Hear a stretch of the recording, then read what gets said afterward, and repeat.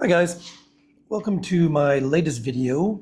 It is part 2 of my 3-part series on the good, the bad, the ugly of becoming an international teacher. In my last video, I talked about the good reasons to become an international teacher. The travel, the adventure, the friendships, the different cultures, and the incredible opportunities that come with living overseas. But after more than 25 years of teaching and living abroad, I can tell you this. It isn't always the dream that you get told by the recruiter. There are difficult schools, difficult bosses, difficult contracts, visa problems, homesickness, culture shock, loneliness, and sometimes just the simple exhaustion of having to start your life all over again. And some of these things caught me completely by surprise. So in this video, I'm going to give you the other side of the story. These are my top 10 bad reasons to become an international teacher. The things I wish someone had told me before I started this journey. And believe me, some of them are going to sound very familiar if you've ever taught overseas. Let's get started with number 1.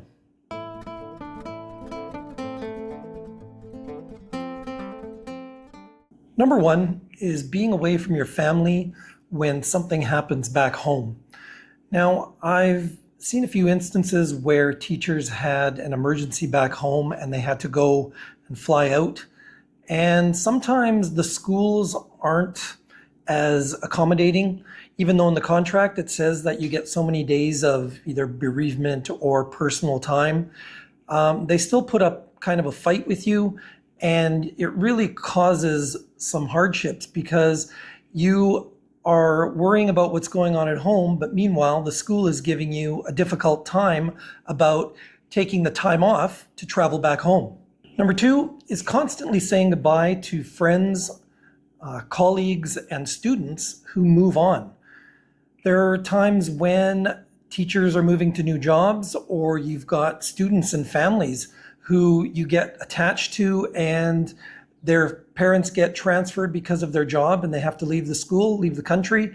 So you form such amazing friendships that it's very difficult sometimes to say goodbye. Number 3 are visa restrictions.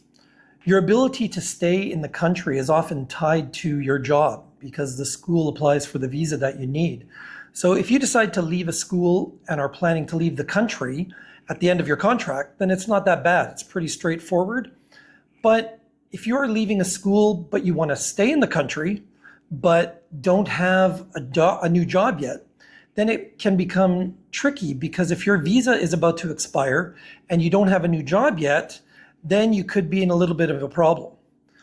And another reason, which I've seen many times, is if you happen to get fired during the middle of your contract, the school can get pretty nasty at times and they can cancel your visa immediately, which only gives you a few days in some places to leave the country. So if you overstay your visa, then you deal with penalties that you have to pay when you leave the country.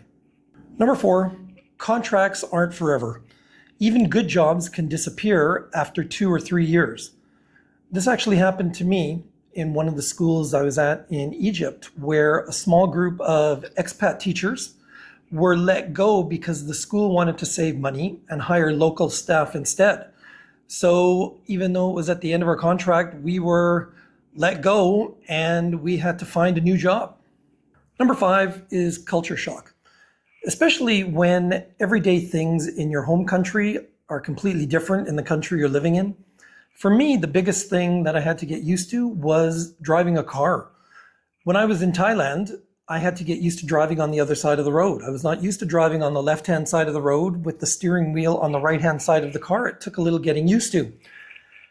And then secondly, driving in Egypt was just pure insanity. No matter how you looked at it, the way people drove was just unbelievable, unbelievably dangerous.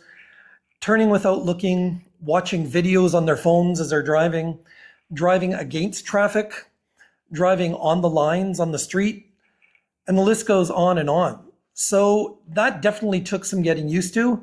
Fortunately, in Egypt, I really only drove to 3 places that were close to my home. One was the school where I worked at, the other was the golf course, and the third place was the mall where the supermarket was. Other than that, I would take an Uber. Number 6, language barriers outside of the school. Now, within the school, you usually had some employees, especially the ones who handled your visa or banking or whatever, that spoke English, and it was very easy to work things out. But outside of the school, when you were going to the doctor, when you were going to the store, going to get your phone, any number of things, it was very, very difficult sometimes to communicate. It sometimes became a game of charades as you were trying to describe what you needed. So all I can say is right now, thank goodness for Google Translate, because back then we didn't have it, and it really forced you to try and learn the language quicker than you would with Google Translate. Number 7, different expectations from parents and administrators. One of the biggest adjustments I had to make as an international teacher was realizing that sometimes you're not just teaching the student, you're also managing the expectations of the parents and the school. An example I have is I gave a grade to a student that the parents didn't agree with. So what they ended up doing was going to the headmaster and complaining, and he in turn came to me and told me that I had to change it. Number 8 is school politics. And sometimes they're worse than anything you've experienced at home. When I first became an international teacher, I thought the hardest part of the job would be teaching. I eventually discovered that sometimes the teaching was the easy part. Going back to my example in reason number 7, it was because those parents who went to the headmaster had influence. They were some important people, and they figure that because they're paying such substantial tuition to the school, or they are more important than somebody else, that they can control what the school does. Number 9 is you're always going to be a foreigner, even after living somewhere for years. You're always asked where you're from, how long you've been there. And they also have little names for you. So for example, in Korea, I was known as a Weigujin. In Thailand, I was a Farang. In Egypt, I was called Ajnabi. And in Brazil, I was called a gringo. And finally, number 10 is moving all the time. Packing up your life every few years really gets exhausting. For me personally, I stayed in Thailand for 10 years, and then I stayed in Egypt for 10 years, so it wasn't too bad. However, there were some teachers who seemed to move every 2 years after their contract finished. And I could only imagine how difficult that must be, especially the teachers that had families. So you're not only packing up for you individually, or you and your husband or boyfriend or girlfriend, but you've also got kids to worry about. And I'm sure that for them, that was a very difficult time when they are constantly moving. Now, of course, that's their own decision to move every couple of years, but it's still kind of a tough thing to go through if you are doing that every 2 or 3 years. So there you have it. Those are my top 10 bad reasons to become an international teacher. And after everything that I've talked about, you might be thinking to yourself, why on earth would anybody want to do this?